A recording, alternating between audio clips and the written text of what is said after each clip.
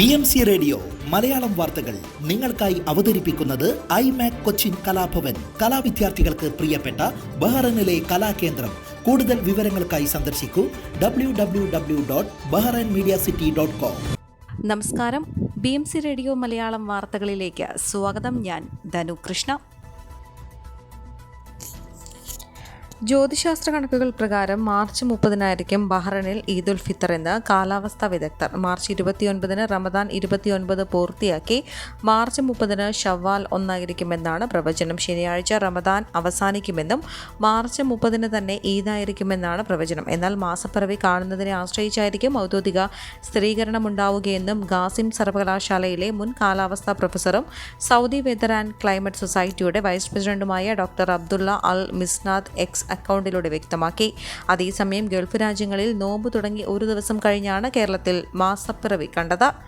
ബഹ്റൈനിൽ മഴക്കാലം ആരംഭിക്കുന്നതിന് മുന്നോടിയായി മുൻകരുതൽ നടപടികളുമായി സർക്കാർ വെള്ളക്കെട്ട് പരിഹരിക്കുന്നതിനും കൊതുകുകളുടെ പ്രജനനം തടയുന്നതിനുമുള്ള കർമ്മ പദ്ധതികൾ സർക്കാർ തയ്യാറാക്കി. പൊതുസ്ഥലങ്ങളിൽ വെള്ളം കെട്ടിനിൽക്കുന്നതിന് കാരണമാകുന്ന അവശിഷ്ടങ്ങളും മറ്റും നീക്കം ചെയ്യുന്നതിനായി ശുചീകരണ തൊഴിലാളികളെ നിയോഗിച്ചിട്ടുണ്ട്. കഴിഞ്ഞ വർഷം ഏപ്രിൽ മെയ് മാസങ്ങളിൽ രാജ്യത്ത് പെയ്ത കനത്ത മഴയെ തുടർന്നാണ് കർമ്മ പദ്ധതി തയ്യാറാക്കിയത്. പരിസ്ഥിതി ആരോഗ്യ അപകടങ്ങൾ കുറയ്ക്കുന്നതിന് വെള്ളക്കെട്ടുകൾ പരിഹരിക്കുന്നതിനുള്ള കൗൺസിലിന്റെ പ്രതിബദ്ധത capital trustees board chairman Salik Tarada വ്യക്തമാക്കി.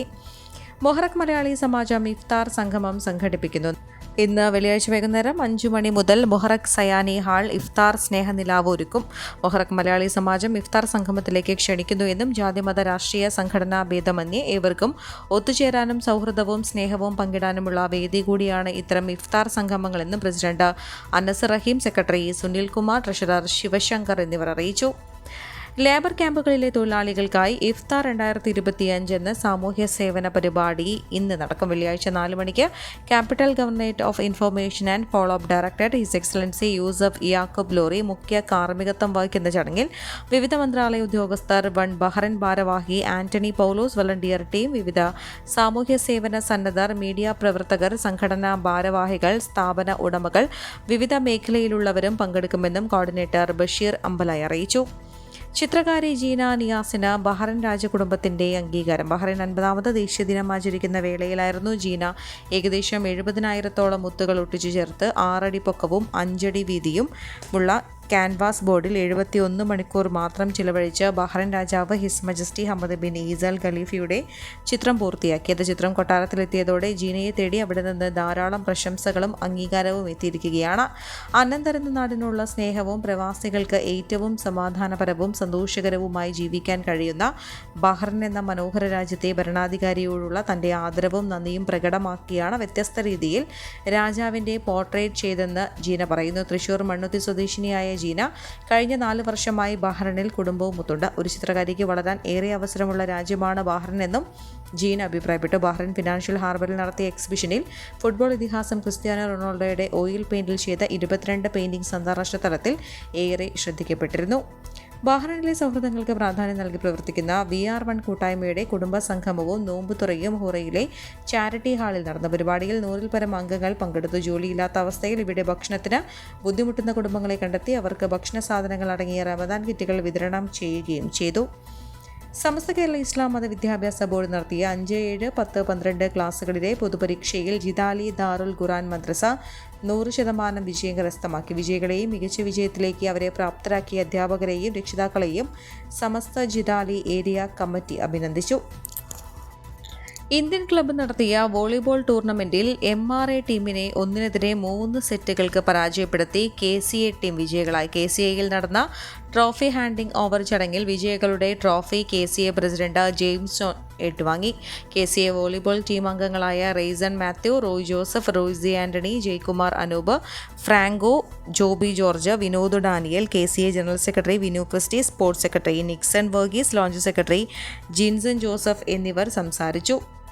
ഫ്രാൻസിസ് മാർപ്പാപ്പ ഓക്സിജൻ സപ്പോർട്ട് ഇല്ലാതെ ശ്വസിക്കാൻ തുടങ്ങിയതായും മാസ്ക് മാറ്റിയതായും വത്തിക്കാൻ അറിയിച്ചു. ഒരു മാസമായി ആശുപത്രിവാസത്തിൽ കഴിയുന്ന മാർപ്പാപ്പയുടെ ആരോഗ്യനിലയിൽ പുരോഗതിയുള്ളതായും റിപ്പോർട്ട്. ഈയിടെ പാപ്പ ക്രൂശിത രൂപത്തിന് മുന്നിൽ പ്രാർത്ഥന നടത്തുന്ന ഫ്രാൻസിസ് മാർപ്പാപ്പയുടെ ചിത്രം വത്തിക്കാൻ പുറത്തുവിട്ടിരുന്നു. മാർപ്പാപ്പ വെളുത്ത മേലങ്കിയും പേർപ്പിൾ ഷാളും ധരിച്ച വീൽചെയറിൽ ഇരുന്ന് പ്രാർത്ഥന നടത്തുന്നതായിരുന്നു പുറത്തുവന്ന ചിത്രം. ഫെബ്രുവരി 14 മാർപ്പാപ്പയെ ശ്വാസകോശങ്ങളിൽ ന്യൂമോണിയ ബാധയെ തുടർന്ന് റോമിലെ ജെമല്ലി ആശുപത്രിയിൽ പ്രവേശിപ്പിച്ചത്. ഇടയ്ക്കിടയ്ക്ക് ആരോഗ്യനില ഗുരുതരമായെങ്കിലും നിലവിൽ പുരോഗതിയുണ്ടെന്നാണ് ഡോക്ടർമാർ അറിയിക്കുന്നത്. പ്രാർത്ഥിച്ചവർക്ക് നന്ദി അറിയിച്ചുകൊണ്ടുള്ള മാർപ്പാപ്പയുടെ ഓഡിയോ സന്ദേശം കഴിഞ്ഞയാഴ്ച വത്തിക്കാൻ പുറത്തുവിട്ടിരുന്നു. പ്രധാനമന്ത്രി നരേന്ദ്രമോദിയെ പ്രശംസിച്ചതിൽ ഉറച്ചു നിൽക്കുന്നുവെന്ന് ശശി തരൂർ MP. 2 വർഷങ്ങൾക്ക് മുൻപ് രാഹുൽ ഗാന്ധി പറഞ്ഞ അതേ കാര്യങ്ങളാണ് താനും പറഞ്ഞതെന്നാണ് ശശി തരൂരിന്റെ നിലപാട്.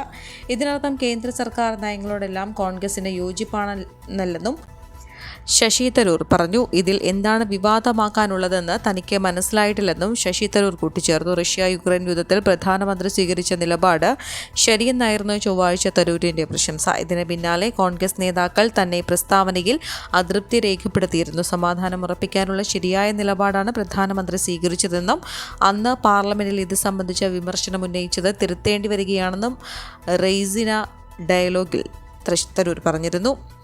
സിനിമാസ്വാദകർ ഏറെ ആകാംക്ഷയോടെയും ആവേശത്തോടെയും കാത്തിരുന്ന മോഹൻലാൽ ചിത്രം എമ്പുരാന്റെ ട്രെയിലർ റിലീസ് ചെയ്തു. ആരാധകർക്ക് സർപ്രൈസായി രാത്രി 12 മണിക്കാണ് ചിത്രത്തിന്റെ മലയാളം ട്രെയിലർ യൂട്യൂബിൽ റിലീസായത്. റിലീസായി മണിക്കൂറുകൾക്ക് മാത്രം പിന്നിടുമ്പോൾ മില്യൺ വ്യൂസ് മലയാളം ട്രെയിലർ നേടിക്കഴിഞ്ഞു. തുടർന്ന് ഹിന്ദി, തമിഴ്, തെലുങ്ക്, കന്നഡ ഭാഷകളിലെയും ട്രെയിലർ പുറത്തുവന്നു. ട്രെയിലർ ലോഞ്ച് ഇവന്റ് മുംബൈയിൽ നടക്കുമെന്നാണ് ചിത്രത്തിന്റെ അണിയറ പ്രവർത്തകർ നേരത്തെ അറിയിച്ചിട്ടുള്ളത്. ചിത്രത്തിന്റെ ടീസർ ജനുവരി 26 പുറത്തു വന്നിരുന്നു. മാർച്ച് 27 ചിത്രം ആഗോള റിലീസായി എത്തും. 2019 എത്തിയ ബ്ലോക്ക് ബസ്റ്റർ ചിത്രം ലൂസിഫറിന്റെ 2ാം ഭാഗമായി റിലീസ് ചെയ്യുന്ന എമ്പുരാൻ 3 ഭാഗങ്ങളായി കഥ പറയുന്ന ഒരു സിനിമാ സീരീസിന്റെ 2ാം ഭാഗമാണ്. മോഹൻലാൽ നായകനായി അഭിനയിക്കുന്ന ചിത്രത്തിൽ പൃഥ്വിരാജ്, മഞ്ജു വാര്യർ, ടൊവിനോ തോമസ്, ഇന്ദ്രജിത്ത് സുകുമാരൻ, സുരാജ് വെഞ്ഞാറമൂട്, ജെറോഫ്ലിൻ, ബൈജു, സായ്കുമാർ തുടങ്ങി നിരവധി താരങ്ങൾ അഭിനയിക്കുന്നു. ഗൾഫ്, യൂറോപ്പ്, അമേരിക്ക, ഓസ്ട്രേലിയ തുടങ്ങിയ വിദേശ മാർക്കറ്റുകളിൽ ഇതിനോടകം ചിത്രത്തിന്റെ ബുക്കിംഗ് ആരംഭിക്കുകയും റെക്കോർഡ് പ്രീ സെയിൽസ് നേടുകയും ചെയ്തു. ഈ വാർത്തയോടുകൂടെ BMC റേഡിയോ മലയാളം വാർത്തകൾ സമാപിക്കുന്നു. നന്ദി, നമസ്കാരം.